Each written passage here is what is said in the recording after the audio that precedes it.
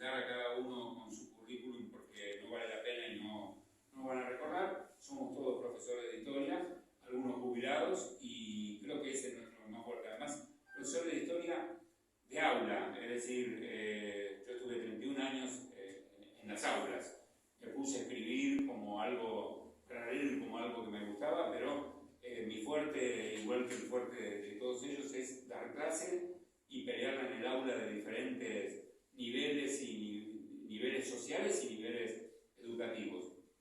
Y eso nos da, que nos dice mucha gente, y nosotros en cierta forma sabemos, un lenguaje bastante didáctico para nuestros libros, ¿no? Y para nuestros mensajes. Es decir, si bien son capítulos muy documentados, muy profundos en algunos aspectos en cuanto a la historia económica, la historia del movimiento obrero, o algunas situaciones como las luchas por la educación,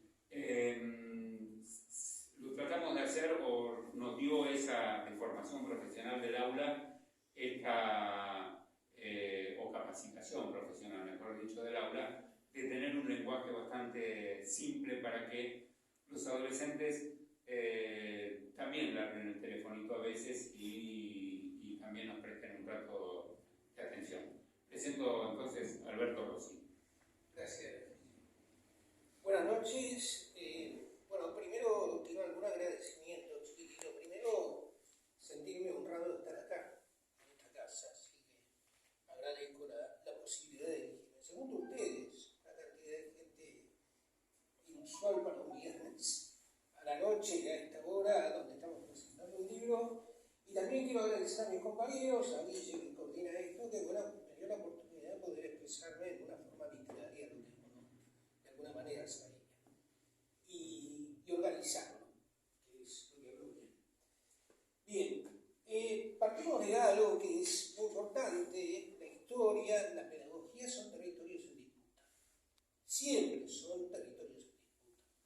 O sea, la historia tiene un enfoque, pero también es una ciencia. ¿Esto miraba si existió? Sí. ¿Podemos interpretar sus roles de los cientistas? Sí. ¿Podemos diferir? ¿Podemos estar de acuerdo? Eso es la historia. Con respecto a la economía, nos pasa algo similar. La economía aparece dentro de una estructura. Yo creo que la decisión política se impone sobre la economía. Somos de los que creemos que justamente la política hace lo imposible, la utopía, en todo sentido. Pero del 55 que para acá pasó algo completamente distinto. Nos dijeron que la economía mandaba la realidad.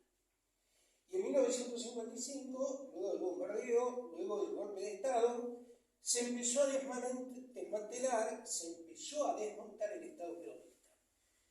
Políticamente era muy fácil, explico en el capítulo, había que hacer unas prohibiciones, había que realizar persecuciones, funcionamientos, conocemos muy bien como la historia, pero en economía, ¿qué no hacía? ¿Quién era un hombre de peso para decir que la economía peronista no había sido justamente la panacea de esos años?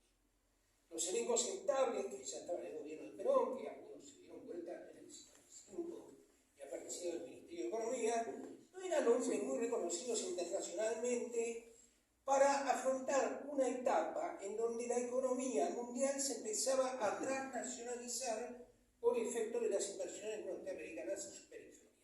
Había cerrado la OTAN, estaba la Guerra Fría, Alemania estaba dividida, y bueno, y empezaba un avance de las empresas norteamericanas, con Eisenhower, justamente que representaba el poder lobista, militar e industrial de Estados Unidos, y se necesitaba un representante que pudiera desmantelar el proyecto autárquico peronista e ingresar en esa etapa de transnacionalización. Y se encontró una persona. ¿Quién era? Raúl Prebisch. ¿Quién era Raúl Prebisch? Prebisch era un economista que, entre otras cosas, había fundado el Banco Central de la República Argentina en 1935. Pero trabajaba para la ONU, en la CEPAL, haciendo estudios de economía de centro y periferia. Entonces, una vez que los militares se instalaron en la Casa Rosada, citaron a Prebisch.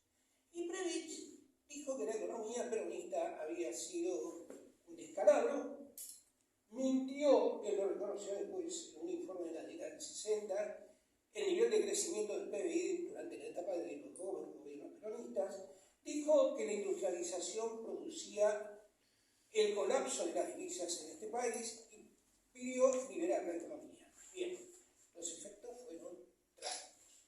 La inflación se disparó, se quitaron los permisos justamente para importar, el Estado no intervenía más y dilapidó los dólares que tenía, y ya en 1957 volvieron a controles de precios, pese a haber liberado la economía, volvieron a dar aumentos de sueldo y volvieron a pensar que el otro bastión que les quedaba después de ingresar en el Fondo Monetario Internacional, ingresar en lo que se llamó el Club de París a partir justamente del reconocimiento de deuda que tenía la Argentina, que no le reconoció a la Argentina de la posguerra, pero sí tuvo que reconocer esta, entró en la última fase para desperonizar la economía, que fue justamente, y lo trata en el capítulo Guillermo, cambiar la Constitución. Una reforma de la Constitución en una etapa militar.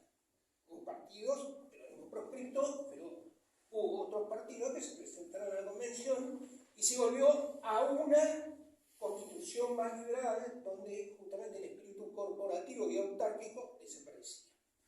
Bien, nuevamente una salida electoral, y ahí empieza a aparecer una nueva idea y una nueva concepción de industrialización en la República Argentina.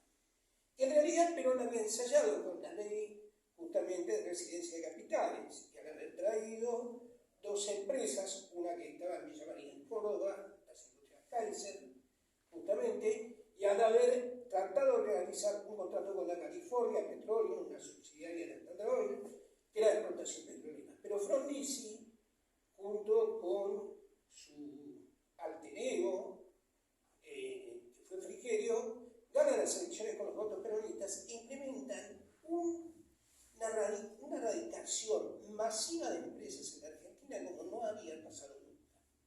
Pero para lograr esto hizo el primer plan de shock. O sea, los dólares que ingresaban anualmente acá por exportación justamente primaria, por el modelo agroexportador, no llegaban a los 1.000 millones. Estaban estancados desde la posguerra en el 45. Se necesitaban 7.000 millones para abastecer la demanda y el consumo que tenía este país en 1960. Por lo tanto, abrió el país a la radicación de aquellas empresas que iban a sustituir la demanda que se compraba afuera. Por ejemplo, automóviles. Todas las grandes, justamente los grandes estados, las grandes naciones necesitaban automóviles, que era justamente el horizonte de ese momento. Y la industria petrolera, que era la energía hasta eléctrica. Bien, el desarrollismo también necesitaba una nueva ley de residencia de capitales, de radicación de capitales, pero necesitaba dinero. Porque en realidad lo que tenía que hacer era liberar el dólar para que estas empresas pudieran enviar sus remesas al exterior y conseguir los dólares para pagar. Porque acá nos encontramos con dos problemas, y acá es donde quiero ir cerrando esto para no hacerlo largo. A lo largo de la década del 60, los problemas que tenía Argentina de inflación tenían que ver con justamente políticas que enfriaban la economía. ¿Cómo se enfriaba la economía cuando no estaban los dólares para pagar las remesas al exterior o pagar los servicios de deuda? Bueno, se devaluaban para que el stock de dólares tuviera otra dimensión y no saliera vía la importación de bienes. Pero ¿qué pasaba? Había otro problema. Las empresas demandaban dólares que no producían, porque estaban radicadas aquí y producían para el mercado interno. Pero sí necesitaban dólares para los insumos. Por lo tanto, los dólares que se obtenían bajo la venta de todo lo que es la exportación primaria del modelo agroexportador terminaba subsidiando la industria. Entonces, en una etapa de crisis como la que le pasó justamente a Frondizi, que se quedó sin dólares en el 61 después de la erradicación, erradicaron empresas por casi 600 millones de dólares en Argentina. 600 millones, sí. Y es el récord que hay en el siglo XX, en ese momento, hasta 1958. Pero esos dólares que se erradicaron y se cambiaron a Banco Central Central sirvieron para sostener un dólar que era altísimo y para tener los dólares justamente para que las empresas puedan girar sus remesas